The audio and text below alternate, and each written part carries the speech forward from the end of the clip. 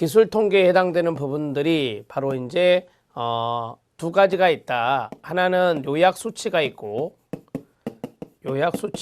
그 다음에 또 하나는 도표로 구성되어 있다 라고 했는데요. 자, 여기 요약 수치 중에서 어떤 것이 있었죠? 중앙 경향값이 있었습니다. 중앙 경향값, 이것을 우리가 집중 경향치다 이렇게 설명을 해드렸습니다. 여기에는 세 가지가 있다 이렇게 말씀드렸죠. 자, 평균이 있다라고 했고, 평균은 합산을 해서 나누기 때문에 등간, 그 다음에 비율, 변수로 가능하고, 그 다음에 두 번째 중앙치라고 하겠습니다. 중앙치는 바로 서열해서 딱 가운데니까 서열 변수와 연관성이 있다 라고 말씀드렸고요. 그 다음에 최빈치가 있다. 최빈치는 가장 많은 빈도가 있는 수치를 말하는 거니까 이거는 명목 변수와 연관성이 있다 이렇게 정리할 수 있습니다.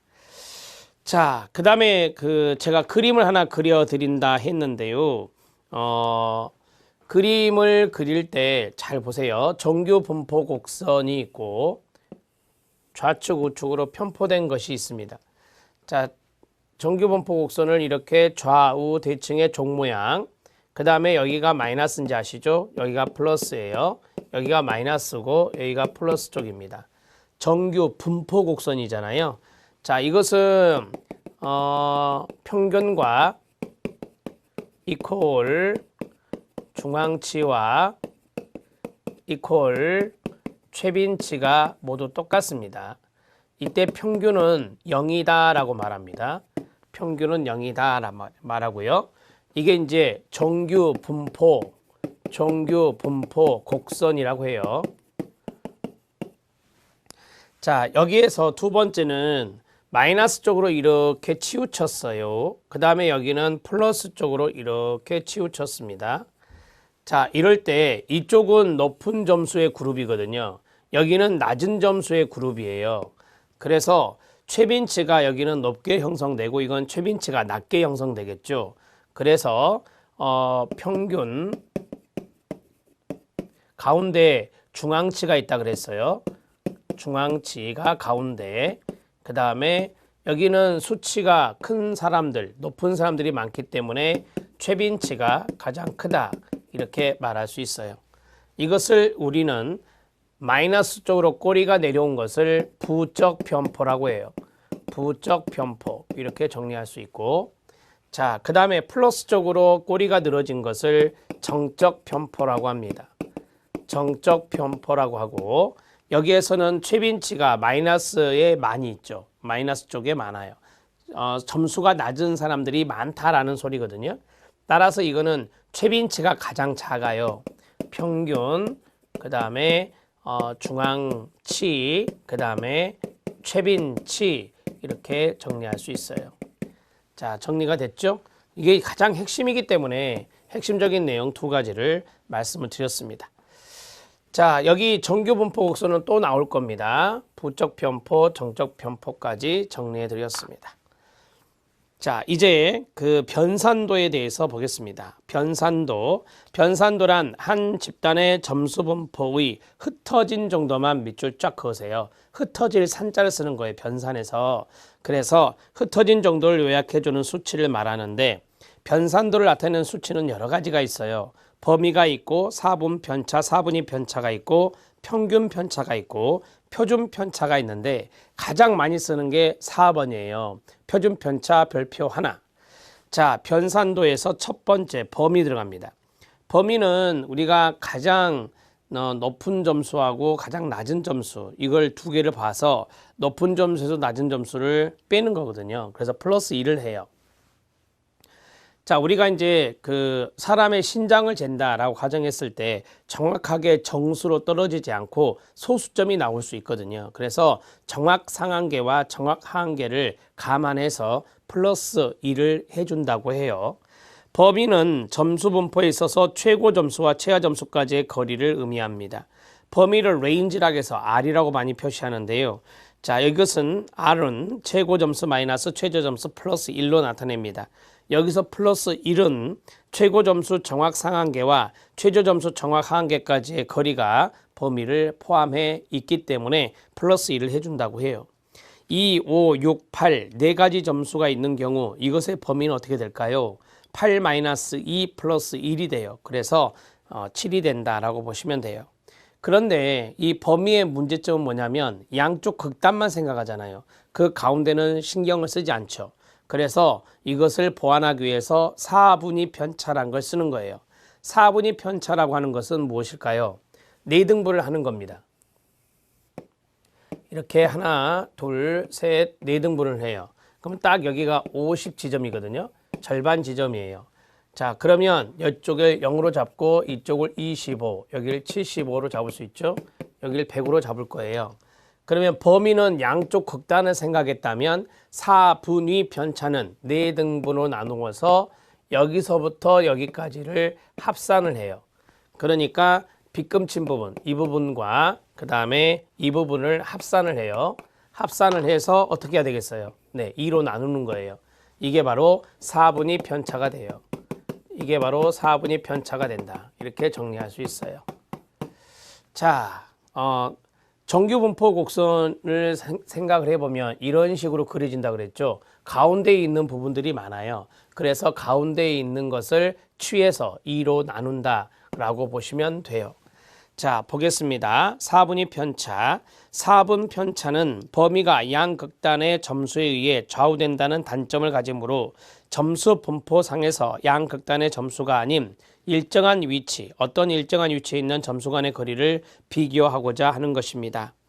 즉, 4분위 편차는 범위가 가지고 있는 단점인 양극단의 점수의 영향을 배제하기 위해 만든 것입니다. 전체 사례를 4수로 나눕니다. 100분위 75에 해당되는 100분위 점수에서 100분위 50에 해당되는 100분위 점수까지의 거리. 그러면 이게 파란색이죠. 자, 그 다음에 100분위 50에 해당되는 100분위 점수에서 100분위 25에 해당되는 100분위 점수까지의 거리. 그러면 노란색 부분이죠. 이거를 합산을 해서 2로 나누는 거예요. 그게 바로 그림으로 그리면 이렇게 되는 거예요. 자, 중앙치로부터 100분위 25가 되는 평균 거리를 산출한 것이다 라고 말할 수 있어요. 봐보세요. 이게 중앙치예요.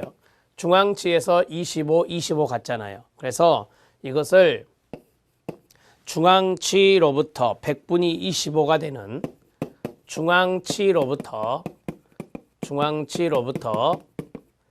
100분위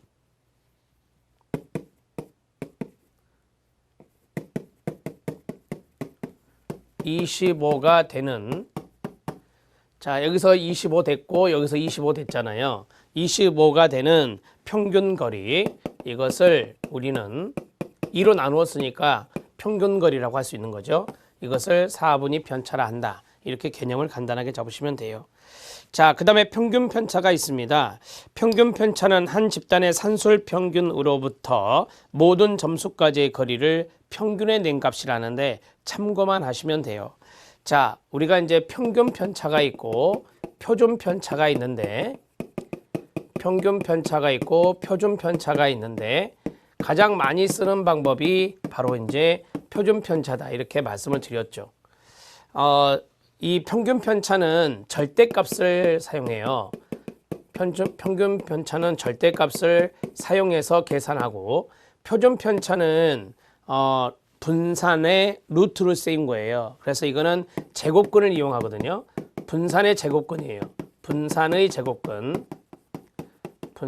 제곱근이 바로 표준 편차. 그래서 루트 분산이다. 이렇게 말할 수 있거든요. 자, 그러면 절대값을 사용하는 것은 계산이 좀 어렵다 그래요. 계산이 어렵다라고 보시면 되고, 이거는 우리가 이제 분산은 제곱값이거든.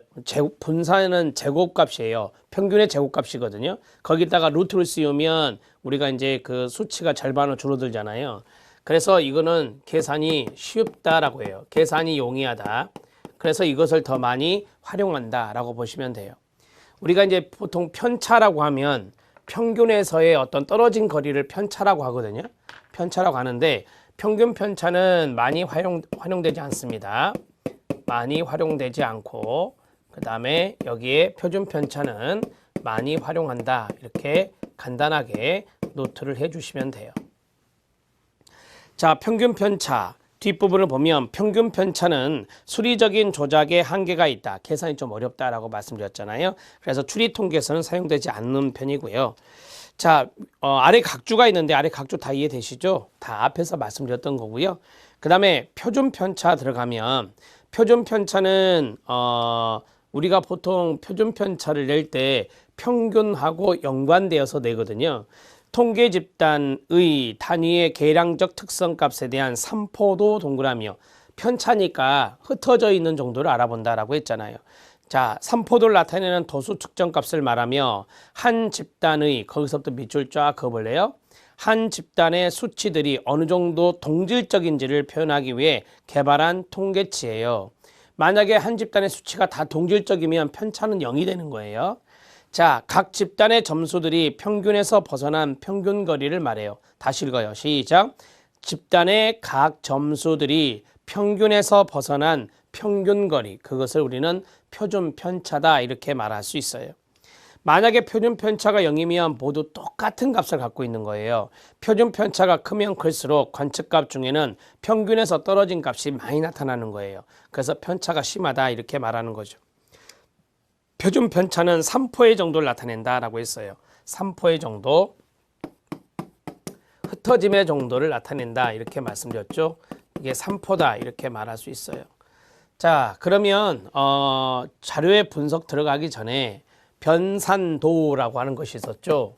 변산도와 연관성이 있는 것을 좀 보면 변산도에는 범위가 있다. 그 다음에 4분 편차, 4분위 편차라고도 합니다.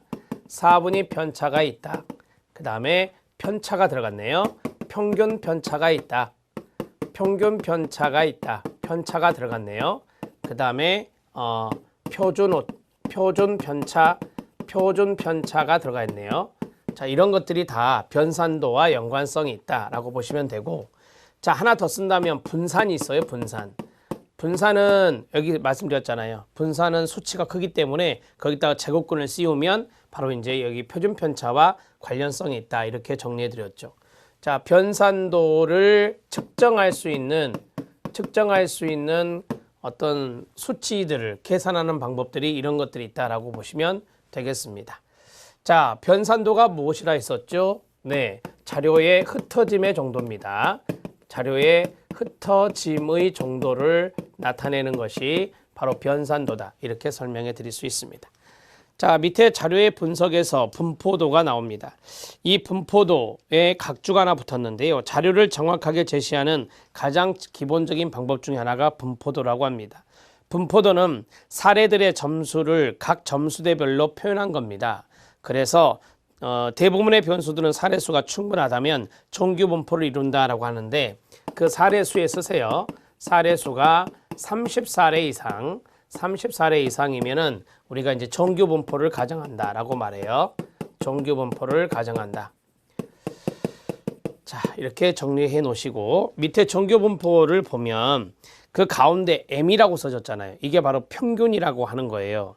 평균이고, 자, 첫 번째 색깔로 음영으로 되어 있는 부분이 68.3%잖아요. 이게 이제 평균 좌우에 해당되는 이 사람들이 전체에서 68.3%를 차지한다는 거고, 그 다음에 두 번째 구간이 있죠. 두 번째 구간이 95.5%가 차지한다는 거고, 마지막 세 번째 구간이 바로 99.7%가 바로 마지막 세 번째 구간이 여기에 해당된다라고 보시면 돼요. 자, 거기에 시그마라는 표시가 있어요. 이 시그마라는 표시가 있는데 이 시그마가 바로 표준 편차다 이렇게 보시면 돼요. 시그마가 바로 표준 편차다 이렇게 정리하시면 돼요. 자, 그러면 이 정규 분포 곡선을 한번 그려보도록 하겠습니다.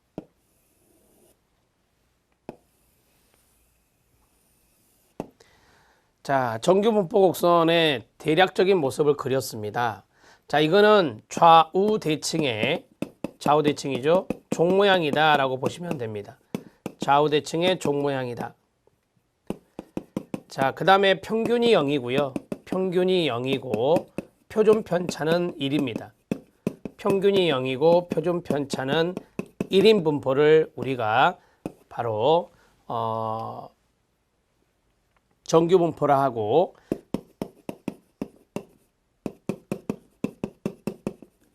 정규 분포는 평균을 알 수가 있고 표준 편차를 알 수 있죠. 따라서 여기에 따라서 모양이 결정될 수 있다. 정규 분포의 모양이 결정될 수 있다. 이렇게 정리하시면 됩니다. 자, 첫 번째는 딱 가운데 지점을 잡고, 여기가 평균이라 그랬죠. 평균과 앞에서 말씀드렸어요. 중위수와 최빈값은 똑같이 같다. 0이다. 이렇게 말씀드렸고, 그 다음에 이것을 첫 번째 구간 대략적으로 그리는 겁니다, 여러분. 두 번째 구간, 그 다음에 세 번째 구간이 있습니다. 자, 첫 번째 구간을 위로 표시하면요, 여기가 대략적으로 쓰겠습니다. 68.3%인데 68%라고 보시면 되고, 그 다음에 두 번째 구간을 이쪽에다 그리겠습니다. 두 번째 구간은 95.5%인데 95%로 적겠습니다. 세 번째 구간은 99.7%인데 자, 99%로 쓰겠습니다.